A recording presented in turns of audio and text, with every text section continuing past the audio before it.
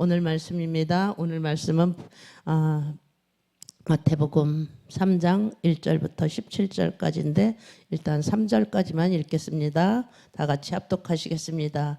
그때에 세례 요한이 이르러 유대 광야에서 전파하여 가로되 회개하라 천국이 가까웠느니라 하였으니 저는 선지자 이사야의 말씀하신 자라. 일러스되 광야에 외치는 자의 소리가 있어 가로되 저희는 주의 길을 예비하라 그의 첩경을 평탄케 하라 하였느니라. 아멘. 이제 세례 요한과 예수님은 불과 6개월 정도밖에 차이가 나지 않습니다.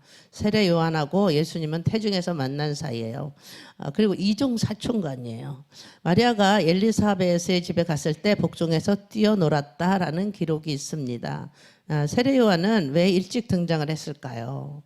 오늘 성경은 세례 요한이 어떤 사명을 감당했는지를 말해줍니다.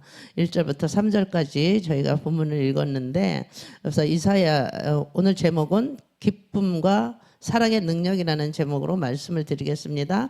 저는 선지자 이사야로 말씀하신 것을 실현된지라 이렇게 마태는 이렇게 기록을 해요. 예수님도 탄생과 애굽으로의 피신 갈릴리 나사렛 지방에서 성장하신 모든 것을 말씀이 설치된 것처럼 세례 요한도 이 땅에 주의 길을 예배하러 오는 그 사명을 말씀으로부터 받은 거예요. 우리 그리스도인들은 말씀으로부터 사명을 받아야 하는 것입니다. 내 생각이나 신념으로 사명을 받는 것이 아니라 하나님의 말씀으로부터 사명을 받아야 돼요. 하나님께서 나에게 무엇라고 말씀하시나?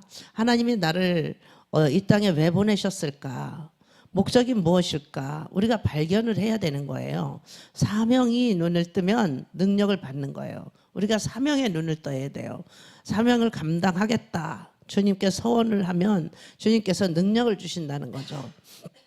요한은 유대 광야에서 메시지를 전파합니다. 그 당시에 유대인들은 세 파가 있었어요. 세 파가 있었는데 첫 번째는 에세네파예요. 에세네파는 그들은 경건주의자였어요. 결혼도 하지 않았어요.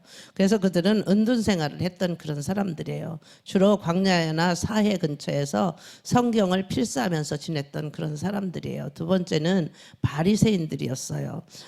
바리새파 사람들인데 이들도 구별되기를 원했어요. 지나치게 구별되기다 보니까 분리된 사람들이에요.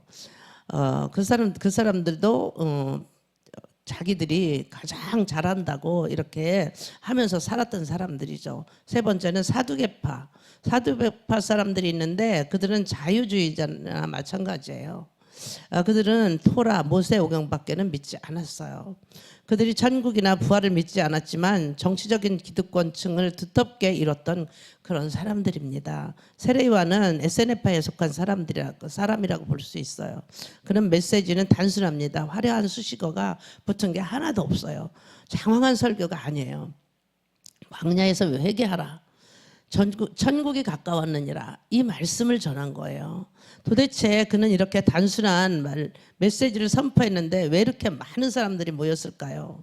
말라기 이후에 400년 동안 말씀이 임하지 않았기 때문이에요. 아모스 선지자가 말했는데 우리가 배고픈 것은 양식이 없어서가 아니다. 우리가 목마른 것은 물이 없어서가 아니다. 이렇게 이야기를 해요. 우리는 하나님 말씀을 듣지 못한 것이 기갈이라고 기갈에 허덕이고 있다라는 것입니다. 400년 동안 하나님의 말씀이 없을 때 세례 요한이 하나님의 말씀을 불같이 선포했을 때 사람들이 모일 수밖에 없었던 거죠. 말라기 4장 5절에 보니까 보라 여호와의 크고 두려운 날에 이르기 전에 내가 엘리야를 너희에게 보내리라 이런 말씀이 있었어요. 그래서 이 말씀 때문에 엘리야가 다시 왔다. 사람들이 이렇게 이야기를 많이 했어요. 그래서 엘리야는 이런 말을 많이 들었던 거예요. 그는 이사야의 소명을 받았던 사람입니다. 그래서 그는 광야로 갔고 그래서 그의 외치는 자의 소리가 되었던 거예요. 그는 주의 길을 곧게 했습니다. 그의 길을 준비했습니다. 주의 길을 예비하는 것, 주님이 이 땅에 와서 밟고 갈 길을 본인이 예비하는 것을 받았다. 라는 것을 알렸습니다. 여러분, 사명을 아는 자는 인생의 출세한 자예요. 내가 무엇을 해야 될지 사명을 아는 자가 출세한 거예요. 우리가 구원을 받은 것이 바로 출세한 거잖아요. 그의 출세 방식은 광야로 간 거예요. 세상에서 나온 거예요.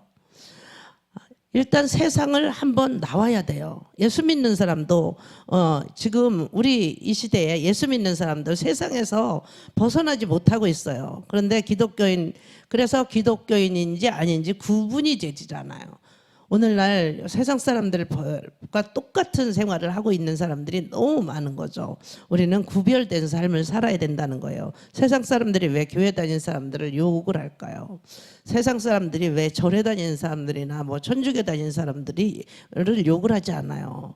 그 사람들은 세상 사람과 똑같이 살아도 욕하지 않아요. 근데 예수 믿는 사람들, 기독교인들은 욕을 해요.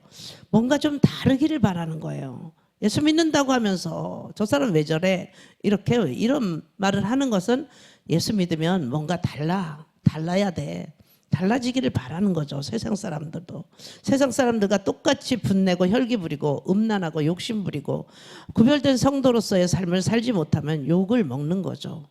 그러나 이 회개하라는 메시지에 주목한다면 회개는 단순한 우리가 후회하는 게 아니에요. 아, 내가 왜 그랬지? 내가 전에 왜 그랬지? 이렇게 후회하는 게 아니라는 것입니다. 회개란 생각을 돌이키는 거예요. 마음을 바꾸는 거예요. 옷만 갈아입는다고 되는 게 아니에요. 속이 하나도 안 바뀌면 소용이 없다라는 거죠. 옷만 겉으로 다 갈아입는다고 바뀐 게 아니라는 거예요. 회개란 생각을 바꾸는 거예요. 마음이 바뀌는 거예요. 그래서 세상을 향해 있던 마음이 광야로 향한 거예요. 이는 이렇게 생활을 합니다. 4절에 보니까 이 요한은 약대 털옷을 입고 허리에 가죽띠를 띠고 음식은 메뚜기와 석청이었더라. 회개한 사람의 의식주가 완전히 다른 거예요. 이 사람이 살아가는 방식이 완전히 달랐어요. 이 요한은 약대 털옷을 입고 허리에 가죽띠를 띠고 음식은 메뚜기와 석청이었더라. 사실 메뚜기와 석청이 좋은 거잖아요. 좋은 것을 먹고 사는 건데 그의 삶이 그가 전한 메시지에 합당했다라는 겁니다. 회개하라는 이유가 뭐예요? 천국이 가까웠기 때문이라는 거죠. 마태는 하나님 나라라고 표현하지 않았어요. 히브리인들은 이 하나님이라는 말이 입에 오르내리는 것을 아주 두려워했어요. 금기시했어요. 그래서 그들은 천국, 하늘 나라라는 표현을 쓴 거예요. 천국이라는 말을 천국이 가까웠다. 똑같은 말이에요. 하나님 나라가 가까웠기 때문에 세상으로 향해 있던 우리들의 마음이 하나님께로 향하여 회개하라는 이런 말이죠. 마음이 온통 세상을 향해 있는데 무슨 회개가 되겠어요? 마음이 하나님께로 온전히 돌이키는 것, 이게 회개하고 돌아온다라는 말이죠. 하나님께로 와야 되는 거예요. 5절, 6절, 7절 한번 봅니다. 이때에 5절, 6절, 5절. 이때 예루살렘과 온 유대와 요단강 사방에서 다 그에게 나와 자기들이 죄를 자복하고 요단강에서 그에게 세례를 받더니 7절. 요한이 많은 바리새인과 사두개인이 세례 베푸는데 오는 것을 보고 이르되 독새의 자식들아 누가 너희를 가르쳐 임박한 진노를 피하라 하더냐 이렇게 이야기를 합니다. 바리새인과 사두개인들에게 독사의 자식들아 이런 이야기를 할 사람이 어디 있겠어요. 그런데 신기하게도 이들은 이 이야기를 듣고 있는 거예요. 그들은 왜 나왔을까요? 세례 요한이 뭐라고 하나 궁금해서 왔을 거예요. 궁금하니까. 세례 요한은 물로 세례를 베풉니다. 물세례의 근거는 어디에 있을까요? 물세례계는 출애굽기에 있어요. 출애굽기 19장 10절 11절에 있는데 모세에게 그들은 너는 백성에게 가서 오늘과 내일 그들에게 성결하게 하고 그들의 옷을 빠르라고 이렇게 명령을 해요. 11절에 보니까 예배해서 제3일을 기다리게 하라고 이야기를 합니다. 그는 제3일에 나 여호와가 온 백성의 목전에 시내산에 강림할 것이다 이렇게 얘기를 해요. 그러니까 하나님을 만날 거니까 너희들은 성결하게 하고 나와라. 이렇게 이야기를 하는 거예요. 하나님께서 모세를 통해서 하나님께로 나오려면 성결해야 된다라고 말씀을 하시는 거죠. 옷도 깨끗해야 된다. 빨아 입으라. 그래서 우리가 교회 나올 때는 옷을 깨끗한 옷을 입고 목욕도 하고 이렇게 나오라는 거죠. 있던 대로 어떤 요즘 젊은 사람들을 보면은 모자 푹 머리 안 감으면 모자 푹 뒤집어 쓰고 나오잖아요. 사실 이거는 지금 시대 아이들에게 우리가 할 말을 하지는 않지만 이거는 하나님에 대한 예의가 아니다라는 것입니다. 하나님께 나오는 자는 무릇 성결하게 하고 나와야 된다는 거예요. 에스겔에서 보니까 36장 25절 27절에 세례에 대해서 분명히 말을 하고 있습니다. 에스겔 36장 25절에 보니까 더러운 곳에서와 모든 우상을 섬김에서 너희는 정결케 할 것이며 이렇게 얘기하고 26절에 보니까 또 새 영을 너희 속에 두고 새 마음을 너희에게 주되 너희 육신에게서 굳은 마음을 제하고 부드러운 마음을 줄 것이다 라고 말씀을 하세요. 27절에 보니까 또 내 신을 너희 속에 두어 너희로 내 율례를 행하게 하리니 너희가 내 규례를 지켜 행하라 라고 말씀을 하시는 거예요. 세례라는 것은 마음이 온전히 하나님께로 돌이키는 것이고 우상 숭배로부터 벗어나는 것을 알 수 있는 것입니다. 우리가 우리 마음속에 가득한 우상을 섬기려고 세례를 받는 게 아니에요. 우리 안에는, 우리 마음속 안에는 우상이 가득 차 있어요. 우리가 어떤 우상이 있을까? 여러분들이 각자 생각을 해보세요. 내가 아직도 내려놓지 못한 하나님보다 더 귀하게 생각하는 우상이 있는지. 형식적으로 물세례를 받으려고 왔던 바리새인과 사두개인들이 아마 내 속에 있을 것입니다. 그들이 독사의 자식들아 누가 너희의 임박한 진노를 피하라 하더냐. 이렇게 진노를 피하기 위해서 받는 게 아니라는 것이죠. 하나님 나라가 가까웠을 때 하나님 나라가 쑥 들어가려면 돌이키지 않고는 돌아갈 수가 하나님 나라가 우리 마음속에 들어갈 수가 없다라는 것입니다. 그래서 회개하라는 것은 우리의 삶 전체가 하나님께 돌아서는 거예요.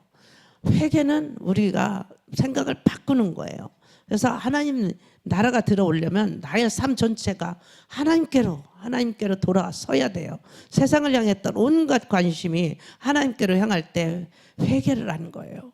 우리가 하나님께 온전히 맡겨야 돼요. 본문 3장 8절에서 10절 한번 보겠습니다. 그러므로 회개에 합당한 열매를 맺고 속으로 아브라함이 우리 조상이라고 생각지 말라. 내가 너희에게 이르노니 하나님이 능히 이 돌들로도 아브라함의 자손이 되게 하리라. 속으로 아브라함이 우리 조상이라고 생각하지 말라. 내가 너희에게 이르니 하나님이 능히 이 돌들로도 아브라함의 자손이 되게 하리라. 이렇게 말씀을 하세요. 그리고 10절에는 이미 도끼가 나무 뿌리에 놓였으니 좋은 열매를 맺지 아니하는 나무마다 찍어서 불에 던지운다 라고 말씀을 하십니다.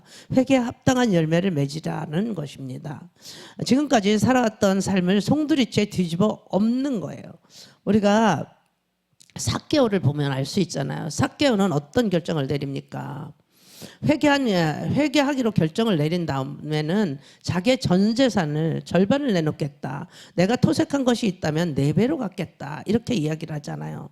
이는 예수님이 집에 유했을 때 예수님께로 그의 모든 관심이 들어간 거예요. 그래서 그는 회개가 일어났어요. 자신이 그냥 누가 시킨 것도 아니에요. 스스로 회개가 일어난 거예요. 이 회개는 지금까지 살아왔던 기준에서 정반대로 사는 거예요. 그 삶의 모습을 보이는 거예요. 그렇게 하기로 결정을 하는 것이 바로 회개입니다. 그때 예수님께서 이 집에 구원이 이르렀다고 말씀을 하셨잖아요. 회개에 합당한 열매가 있을 때 거기에 구원이 있는 것입니다.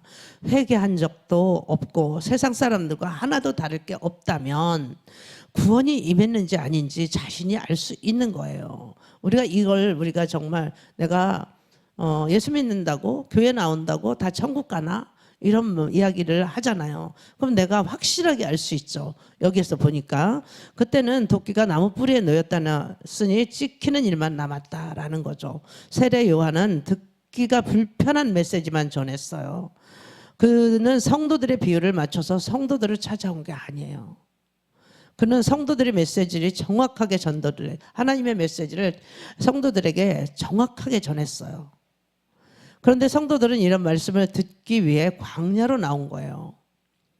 이런 말씀을 듣기 위해서 자기들이 찔림을 받는 말씀인데도 이런 말씀을 듣기 위해서는 광야로 나오는 거예요. 3장 11절에 보니까 나는 너로 회개케 하기 위하여 물로 세례를 주거니와 내 뒤에 오시는 이는 나보다 능력이 많으니 나는 그의 신을 들기도 감당치 못하겠노라. 그는 성령과 불로 너희에게 세례를 주실 것이요 손에 키를 들고 자기 타작마당에 정하게 하사 알곡음과 곡간에 드리고 죽정에는 꺼지지 않는 불에 태우시리라 그랬어요.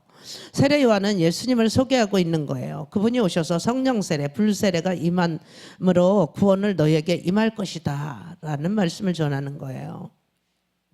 그분은 알곡과 쭉정이를 가린다고 말합니다. 알곡은 뭐와 곡간에 드리는 것이 무엇일까요? 구원받는 거예요. 곡간은 구원받는 거예요. 쭉정이는 꺼지지 않는 불에 태우리라고 이야기하는 것은 심판받는다는 거죠. 구원과 심판이 함께 임한다는 것입니다. 예수님께서 이때 등장을 해요. 13절부터 15절까지 보니까 이때에 예수께서 갈릴리에서 요단강에 이르러 요한에게 세례를 받으려 하신대. 그래서 요한이 말려 가로되 내가 당신에게 세례를 받아야 할 터인데 당신이 내게로 오시나이까? 예수께서 대답하여 가라사대 이제 허락하라. 우리가 이와 같이 하여 모든 의를 이루는 것이 합당하니라 하신데 이에 요한이 허락하는지라. 예수께서 성령 세례를 베풀기 위해서 나는 그분이 오시는 길을 준비했다 말했던 그 세례 요한이 예수님이 찾아오셔서 세례를 요청하시는데 얼마나 놀랐겠어요. 세례는 죄인이 받는 거잖아요. 죄인이 받는 건데 죄 없으신 예수님이 받으시는 게 아니에요. 그러나 그는 공생애를 시작하기 위해서 하는 일이 세례를 자청하신 거예요. 그래서 예수님은 우리 이 땅에 오셔서 인간으로 살아가는 모든 과정을 다 걸치신 거예요. 죄 있는 자의 모양으로 이 땅에서 공생애를 시작하시겠다라는 것이죠. 죄인들과 자신들을 묶는 거예요. 본인이 죄를 자청한 거예요. 그래서 예수님은 세례 받을 이유가 없어요. 그런데 세례 요한을 찾아가서 세례를 받겠다라고 하시는 것입니다. 14절에 요한이 세례는 내가 받아야 하는데 당신이 내게 세례를 받겠다고 하십니까? 15절에는 예수님이 중요한 말씀을 하십니다. 이제 허락하라. 우리가 이와 같이 하여 모든 의를 이루는 것이 합당하다. 주님이 이렇게 말씀을 하세요. 하나님의 의를 찾아오신 예수님을 받아들이는 것이 의로움이라는 것이죠. 찾아오신 하나님을 받아들이는 것이 구원이에요. 의를 이룬다는 것은 구원을 이룬다는 뜻입니다. 하나님과의 관계를 회복이 되는 것은 어떻게 가능할까요? 인간이 하나님을 찾아가는 것이 아니라 찾아오신 하나님을 받아들이는 것. 그분이 이해할 수 없는 명령을 내릴 때 순종을 하는 것입니다. 그게 구원이에요. 요한은 세례를 베풉니다. 예수님이 세례를 받고 물에서 올라오실 때 하늘이 열려요. 하늘이 열리는 사건은 구약에서 경험하게 돼요. 야곱이 돌베개를 베고 광야에서 잠이 들었을 때 하늘문이 열렸어요. 그 하늘 끝이 닿는 사닥다리로 천사들이 오르락내리락 하는 것을 봅니다. 그리고 에스겔은 그발 강가에서 하늘이 열리는 것을 봤어요. 스데반은 돌에 맞아 죽기 전에 하늘이 열리는 것을 봤어요. 하늘이 열리는 것을 본 사람들은 땅의 일이 어떤 일이 있어도 시험에 들지 않아요. 오늘 본문 3장 16절부터 보면 예수께서 세례를 받으시고 곧 물에서 올라오실 때 하늘이 열리고 하나님의 성령이 비둘기와 같이 내려 자기 위에 임하심을 보았다라고 말씀을 하세요. 또 17절에 보니까 하늘로서 소리가 있어 말씀하시되 이는 내 사랑하는 아들이요 내 기뻐하는 자라. 예수님께서 세례를 받으실 때 하늘문을 여시고 성령을 보내시고 그리고 삼위일체 아름다운 그림이 우리에게 보여주시는 거야. 그 그림을 삼위일체 하나님을 보여주시는 거죠. 죄 없으신 예수님, 그분이 죄인의 모습을 취하셨어요. 그리고 공생애를 시작하게 되신 거예요. 그의 결정에 대해서 하나님께서는 하늘문 여시고 성령님을 비둘기같이 내려 보내주셨어요. 그 모습은 정말 아름다운 모습이에요. 예수님께서 요단강에서 세례를 받고 올라오십니다. 삼위일체 하나님이 하나가 되는 모습입니다. 이 모습은 변화산 산상에서 한 번 더 보게 됩니다. 예수님이 그 음성을 들으셨어요. 그 말씀은 내가 사랑한다 라는 음성이고 내가 너를 기뻐한다 라는 말씀입니다. 우리도 이런 말씀을 자주 들어요. 자주 들어야 돼요. 또 내 사랑하는 아들이다, 내 기뻐하는 아들이다, 너는 내 아들이다, 오늘날 내가 너를 낳았도다. 하나님께서는 내 아들이다, 사랑한다, 사랑하는 아들이다, 이런 말씀을 해주시는 거예요.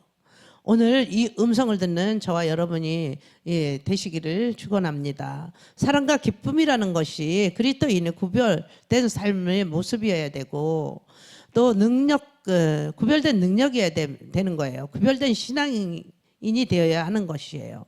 사랑이 넘치고 기쁨이 넘치는 신앙인이어야 하는 거예요. 하나님께서는 예수님에게 내가 너를 사랑한다 말씀해 주셨고, 내가 너를 기뻐한다라고 격려해 주셨을 때 이 사랑과 기쁨은 십자가를 지는 능력이 되는 거예요. 십자가를 진다는 거, 이런 능력을 받았기 때문에 예수님도 인간의 몸을 입고 십자가를 지신 거죠. 사랑을 받고 그분이 기뻐할 수 있다면 십자가를 질 수 있는 거예요. 이 세상은 죽음을 향해서 달려가고 있어요. 예수님께서 이 땅에 오셔서 회복을 선언하는 까닭은 하나님으로부터 사랑을 받았기 때문입니다. 하나님께서 끝까지 기쁨을 샘솟게 하셨기 때문에 끝까지 주의 길을 걷게 하신 거예요. 우리들이 들어야 할 음성이 무엇일까요? 우리가 사명을 받고 가야 할 길에 그 능력이 필요하잖아요. 가장 필요한 능력은 사랑을 받고 사랑을 하는 능력이 아닐까요? 우리가 사랑을 받았으면 사랑을 베풀 수 있는 그 능력을 하나님께서 주신다는 거죠. 우리에게 가장 필요한 것은 주님과 더불어 누리는 비밀스러운 교제의 기쁨이 아닐까요? 주님과 우리가 계속 대화를 하다 보면 너무 감사해서 그저 감사합니다라는 말을 할 수밖에 없는 거예요. 이 사랑이 없으면 우리가 외식을 하게 되는 거예요. 그래서 우리는 말씀을 계속 들어야 되고, 말씀의 자리에 나와야 되고, 말씀을 또 먹어야 되고, 우리가 그 말씀을 따라서 붙잡고 기도를 드릴 때 하나님께서 말씀하시는 음성을 들어야 내가 이 세상을 살아갈 때 바르게 살아갈 수 있고 기쁨으로 살아갈 수 있는 거예요. 많은 사람들이 경건주의에 빠져 있어요. 사랑과 기쁨이 없기 때문에 그들은 그런 것들을 눈을 해서 다른 것에 눈을 돌리게 돼요. 이 사랑과 기쁨을 잃어버리면 우리는 예수님이 가는 그 길을 따라갈 수가 없는 거예요. 끝까지 우리가 예수님으로부터 사랑받고 예수님으로부터 기뻐하는 자가 되시기를 축원합니다. 기도드리시겠습니다. 하나님, 예수님께서 공생애를 시작하면서 주님의 음성을 확인했듯이 우리 또한 주님의 음성을 확인할 수 있게 해주시고, 우리가 기도의 자리에 앉아 있으면 잠잠한 음성을 듣게 해 주시옵소서. 세미한 음성을 듣게 해 주시옵소서. 내가 너를 사랑하노라, 내가 너를 기뻐하노라, 이 음성을 듣게 하여 주시옵시고, 이 사랑과 기쁨으로 주님이 세상을 끝날 때까지 함께 하리라고 하셨던 주님, 그 말씀을 붙잡고 사랑받는 자로 끝까지 함께 갈 수 있게 해 주시옵소서. 하나님의 사랑을 받는 자로 끝까지 함께 해 주시옵시고, 기뻐하는 자로 끝까지 함께 해 주시옵소서. 그 음성 듣고 살아가게 하여 주시옵소서. 넉넉히 십자가를 질 수 있는 주님 사랑 받는 우리 모두가 되게 하여 주시옵소서. 주님 기뻐하시는 사명 감당할 수 있는 우리 모두가 되게 하여 주시옵소서. 오늘도 살아서 역사하시는 예수님의 이름으로 기도드렸사옵나이다. 아멘.